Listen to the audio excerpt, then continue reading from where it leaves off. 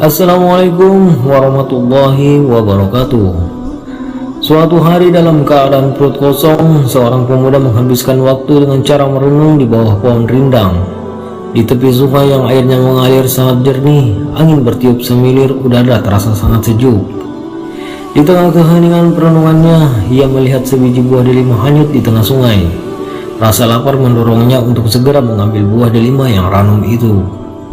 Buah delima pun berpindah ke dalam genggaman tangan. Tanpa pikir panjang, ia segera melahapnya.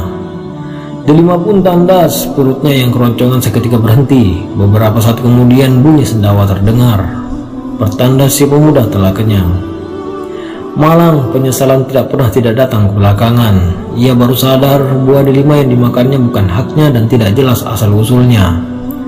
Kalaupun jelas asal-usulnya, belum tentu si pemilik memberikan restu padanya.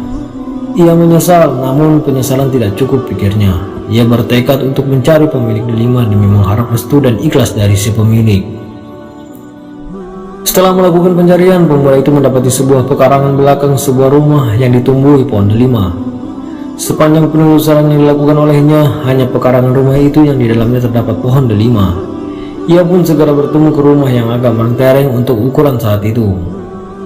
Setelah membuka percakapan, sang pemuda akhirnya mengutarakan keperluannya untuk meminta ridho atas perbuatannya, yakni memakan buah delima milik tuan rumah yang hanyut terbawa arus sungai. Tidak bisa dan tidak semudah itu jika kau hendak mencari kehalalan delima yang sudah kau makan. Ada syarat yang harus kau penuhi, ucap tuan rumah. Apa syarat itu? Tanya si pemuda. Begini, untuk menghalalkan delima itu, kau harus mengaji sekaligus menjadi pelayanku selama 2 tahun. Apa kau sanggup? Meski perasaan sedikit bimbang, tapi persyaratan yang diajukan tuan rumah ia jawab dengan anggukan. Kebimbangan bertarung dan akhirnya kalah oleh tekad bulatnya yang ingin menghalalkan buah delima yang telah ia makan.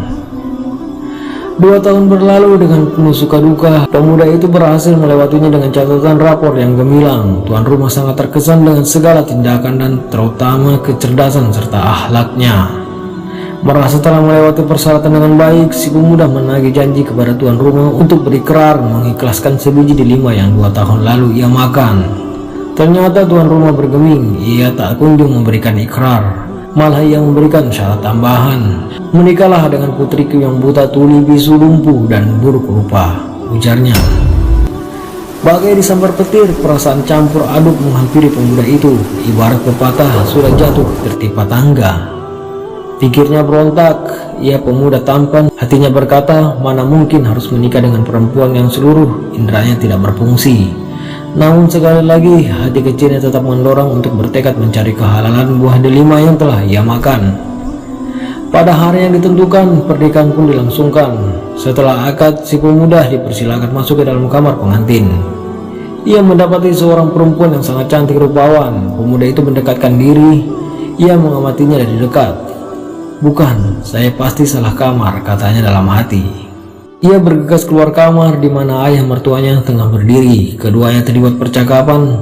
Sang mertua meyakinkan bahwa pemuda itu tidak salah kamar. Mertuanya mengatakan perempuan di dalam kamar pengantin benar putrinya, yang memang tuli karena telinganya tidak pernah digunakan untuk mendengar gosip, buta karena matanya tidak pernah digunakan untuk maksiat, bisu karena bibirnya tidak pernah digunakan untuk menghujat dan mencibir, serta lumpuh karena ia tidak pernah pergi selain ke tempat-tempat ibadah. Senyum di bibir pemuda itu mengembang. Air matanya menetes bahagia campur harum menjadi satu. Pemuda itu bernama Idris. Dari perkawinannya dengan perempuan anak pemilik pohon delima, kelak lahir seorang ulama besar bernama Muhammad bin Idris Asy-Syafi'i, atau yang populer dengan sebutan Imam Syafi'i, seorang imam mazhab yang dianut oleh mayoritas penduduk di negara-negara Asia Tenggara. Wallahu a'lam bishawab.